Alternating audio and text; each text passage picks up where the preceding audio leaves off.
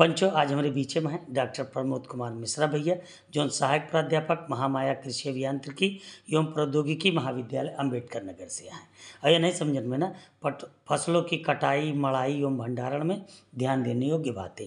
तो सबसे पहले तो मिश्रा जी, आपका हमारी पंचायती में स्वागत है। धन्यवाद। और आपसे हम सबसे पहले यह जानना चाहिए ना, कैसे से पंच भैया दवाई शुरू कर दी हैं, गेहूँ दावा जाता है, बिल्कुल, बिल्कुल। तो उनका ये हमें का सावधानी रखेगा, खास करके फसल के कटाई में काहे से फसल उसे जलावे के ना है ना, बिल्कुल है कि नहीं, बिल्कुल, बिल्कुल। का कहा चाहिए, कहा चले। देखिए, सबसे पहले तो मैं ये बताना चाहता हूँ जी कि जैसे इसमें कटाई का सीजन चल रहा है और जो अपने पूर्वांचल है, यहाँ पर जहाँ ज़्यादातर जो किसान हैं जो गेहूं की कटाई है हाथ से कटवाते हैं और हाथ से कटवाने के बाद उसका बंडल बंधवा करके खेत में रखवा देते हैं। तो अब देखा जाए कि बंडल बंधवाने के बाद फिर उसको फिर मड़ाई या थ्रेशिंग की जरूरत पड़ती है। बिल्कुल। तो मड़ाई थ्रेशिंग दो तरह से होती है। एक है या तो किसान खुद खेत पे कर ले, थ्रेशर मशीन लगाकर खेत पे, हाँ, वही खेत में कर ले। दूसरा तरीका ये है कि खेत से उठा करके उसको खलिहान ले जाए और वहां पे उसकी मड़ाई फरवारे में मने पहले फरवार लिपावत रहा, बिल्कुल है कि नहीं, बिल्कुल, और खलिहान लगावत रहा, वहाँ ले जाया करता रहा। बिल्कुल बिल्कुल। हाँ, तो ज़्यादातर जो किसानों के बीच सबसे प्रचलित तरीका है वो यह है कि खेतों में ही वो ट्रैक्टर के पीछे जो पीटीओ शाफ्ट होती है उसी में पुली लगा देता है। हाँ। और उसी में थ्रेशर को के साथ पुली से बेल्ट के द्वारा जोड़ करके उसी तरह मड़ाई करता है। तो हाँ, तो सबसे जो महत्वपूर्ण चीज़ है कि जब भी हम थ्रेशर को अगर लगाएं वहाँ पे, तो खेत का समतलीकरण होना जरूरी है। अगर खेत का समतलीकरण नहीं होगा तो थ्रेशिंग जो प्रोसेस होगी, थ्रेशर चलाते वक्त हमारा जो थ्रेशर अनबैलेंस रहेगा और बहुत ज़्यादा वाइब्रेशन करेगा, तो उससे कोई दुर्घटना घट सकती है। ये सबसे पहले हमें ध्यान देना है। खेत समतल है, वहाँ समतलीकरण होना चाहिए। दूसरा चीज सावधानी ये है कि खेत पर पॉलीथीन जो होती है, पॉलीथीन चादर नहीं, त्रिपाल जिसे कहते हैं, उसको चारों तरफ बिछा दिया जाए, क्योंकि अनाज का एक दाना बहुत महत्वपूर्ण होता है।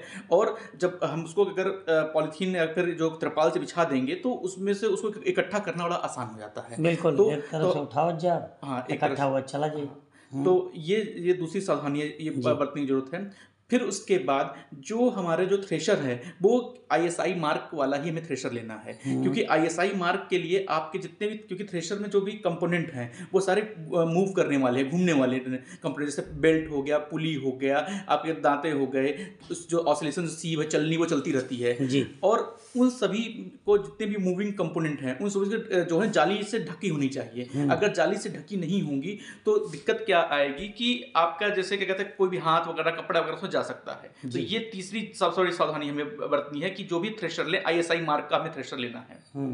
चौथी सावधानी कि थ्रेशर की थ्रेशिंग करते के दौरान, मड़ाई करने के दौरान जो लेबर है या जो भी जो मजदूर वर्ग जो लगे हुए हैं वो कपड़े ढीले ढाले न पहने रहे, क्योंकि सबसे ज़्यादा चांसेस होता है कि अगर ढीले कपड़े हैं तो वो क्या होता है, मूव करने वाले पुली में, बेल्ट में फंस गए हैं और फिर वो जा सकते हैं। बिल्कुल। तो कपड़े हमें एकदम चुस्त दुरुस्त पहनना है।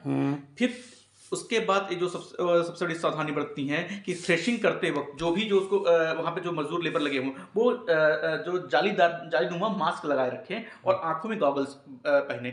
वजह क्या होता है कि जब थ्रेशिंग करते हैं तो जो भूसे के दौरान जो आपका जो डस्ट निकलती है, जो धूल के कण होते हैं, वो आंखों में और नाक के थ्रू हमारे रेस्पिरेटरी सिस्टम को है, श्वसन प्रणाली को, उसको नुकसान पहुंचा सकती है। बिल्कुल सही कहता है, कंगोछा बांधे ही खोल सकता है, लेकिन अगर मास्क लगाए ही ज़्यादा अच्छा है। बिल्कुल ठीक है। तो ये तो हमने सावधानी बता दी कि पहले क्या कहते हैं, थ्रेशिंग से पहले की, जो शुरुआत करने से पहले की आपकी क्या क्या चीज़ें होनी चाहिए। बिल्कुल। दूसरी सबसे बड़ी चीज़ जो कहा जाए कि आपका जो थ्रेशर है उसके सारे आपको नट बोल्ट जो है चेक कर लेने हैं। बिल्कुल।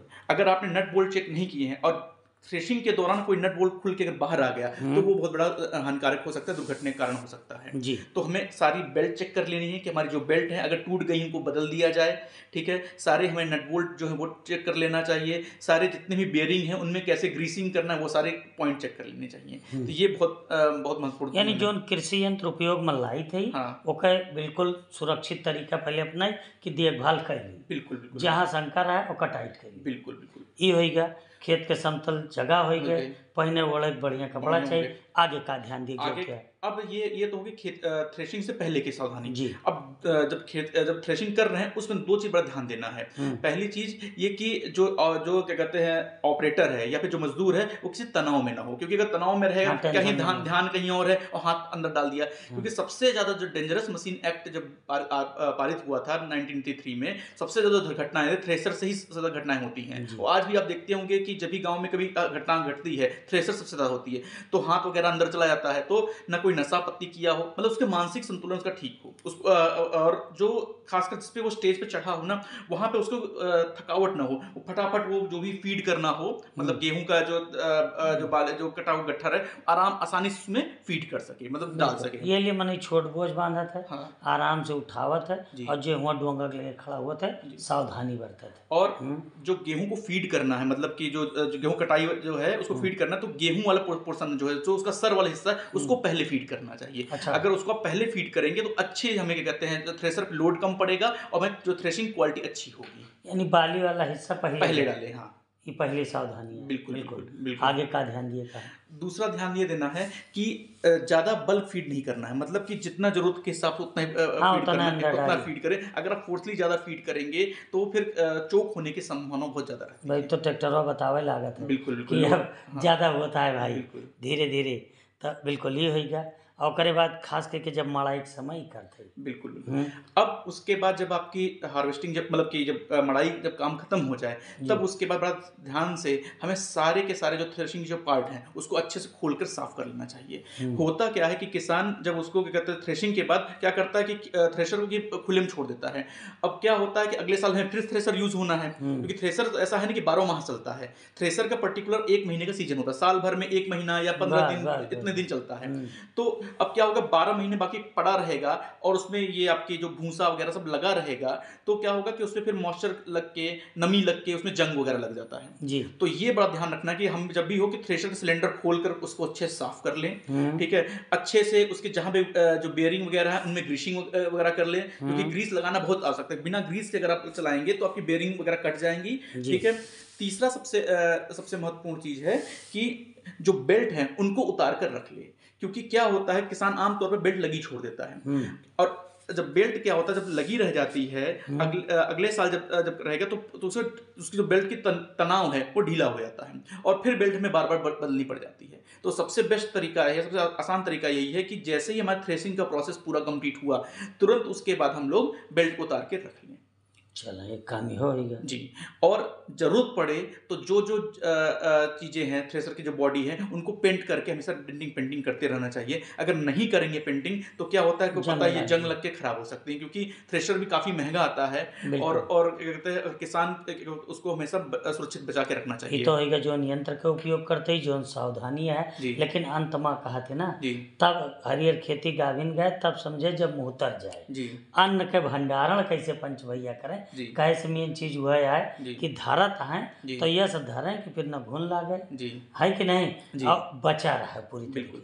तो भंडारण के लिए सबसे जो महत्वपूर्ण चीज है कि हमें एक तो जहाँ पे उसका भंडारण करना है उस जगह को थोड़ा सा हमें क्या कहते हैं उसमें आपका क्या कहते हैं पर्याप्त जगह, मतलब कि जगह हो। ये नहीं कि हम उसमें अगर डाल रहे हैं तो आधा गेहूं अनाज बाहर गिर जा रहा है, आधा अंदर हो जा रहा है, तो ये इसका बड़ा ध्यान देना है। दूसरा, हम उसको कैसे लेके जा रहे हैं, क्योंकि एक एक दाना बड़ा महत्वपूर्ण होता है। ठीक है, और कैसे उसको लेके जा रहे हैं, ट्रांसपोर्टेशन पर बड़ा ध्यान रखना है हमें।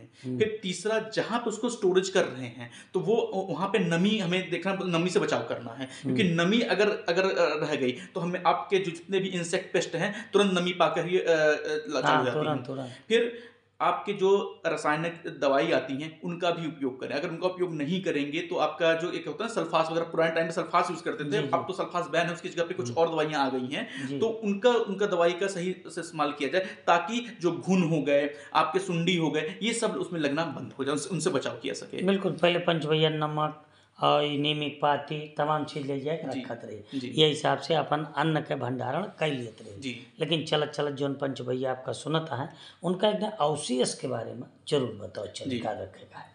फसल अवशेष सबसे महत्वपूर्ण ये चीज़ है कि आजकल क्या है, किसान की खेत जल्दी खाली करने के चक्कर अब में आपके लगे आग लगा देता है। आपके लगे तमाम यंत्र हुई हैं हाँ, जैसे ओकर निपटाए सकते बिल्कुल, आगे न बिल्कुल। लगावे के पड़े। बिल्कुल, बिल्कुल। हाँ तो का कहा चाहिए। सबसे जो महत्वपूर्ण यंत्र है हमारा है स्ट्रॉ रीपर है। स्ट्रॉ रीपर के माध्यम से हम उसको जो भूसा बनाने वाली, जैसे अगर मतलब जिस खेत में अगर कंबाइन हार्वेस्टर से कटाई की गई हो, मशीन ना से काटा मशीन से कटाई, हार्वेस्टर से कटाई की गई हो, तो उसमें क्या होता है कि स्ट्रॉ खेत में छूट जाती है। तो अगर आपके पास स्ट्रॉ रीपर है तो वो क्या करेगा, उसको इकट्ठा कर लेगा और उसको भूसा बना देगा। तो वो फिर हमारा जो गोरू गाय बछिया है उनको आप आराम से खिला सकते हैं। तो अच्छा ये बहुत महत्वपूर्ण यंत्र। तो हर मैं कहता हूँ गेहूं किसान के पास, जिसके पास बड़ी किसान है, जोत है, तो वो स्ट्रॉ रीपर जरूर रखे। अगर नहीं रख सकता है तो कस्टम हायरिंग बेसिस पे, किराए पे वो चलाए उसको। बिल्कुल। जी। और ये लिए मैंने एफपीओ बना होता है, तमाम ऐसा संगठन बना होता है जी। एफपीओ के माध्यम से कई जने मिलके ले सकत है जी। और जौन कहीं ना अपन काम निकाल के आने से मजदूरी पर दे सकत। बिल्कुल, बिल्कुल। बिल्कुल चलत चलत पंच से आप का कहा चाहिए कि सब में एकदम का सावधानी रखें, जो ना आपके मन में हो बताओ चले। जी, मैं किसानों भाइयों से यही कहना चाहता हूँ कि किसानों के पास अगर ज़मीन के पास सबसे कोई महत्वपूर्ण चीज़ है तो वो मशीनरी है। हाँ। और उन मशीनरी की का जो कीमत है बहुत ज़्यादा होती है, तो उसको हमेशा से संभाल कर रखें, उसकी साफ़-सुथरी करते रहें, उसकी समय-समय पर उसकी सर्विसिंग करते रहें, उसकी साफ़-सफ़ाई करते रहें, क्योंकि अगर मशीन आपके पास रहेंगी तो आप हमेशा आपको लाभ पहुँचाएगी और हमेशा आपके पैसे की बचत करेगी। कृषि यंत्र ये तो करत है कि हमारे जो मनई लागत रही जितना उनके उपयोगिता बढ़ा दिया था कि कम मनई में ज़्यादा काम कर जी, लिया, बिल्कुल। ज़्यादा मनई तुम्हें जरूरत न पड़े जी। और कम मनई में ज़्यादा काम हो जाए, समय कम लागे, आराम से काम हो जाए और बिल्कुल। सब बढ़िया तुम्हें दाम मिल जाए। बिल्कुल, बिल्कुल। आप रहे डॉक्टर प्रमोद कुमार मिश्रा भैया, सहायक प्राध्यापक महामाया कृषि अभियांत्रिकी एवं प्रौद्योगिकी महाविद्यालय अम्बेडकर नगर से फसलों की कटाई, मड़ाई एवं भंडारण में ध्यान देने योग्य बातें के बारे में इतनी बढ़िया जानकारी दी। जरूर हमारे पंच भैया कटाई, मड़ाई और भंडारण में का ध्यान रखें। आप हमारी पंचायती में आपका बहुत बहुत धन्यवाद।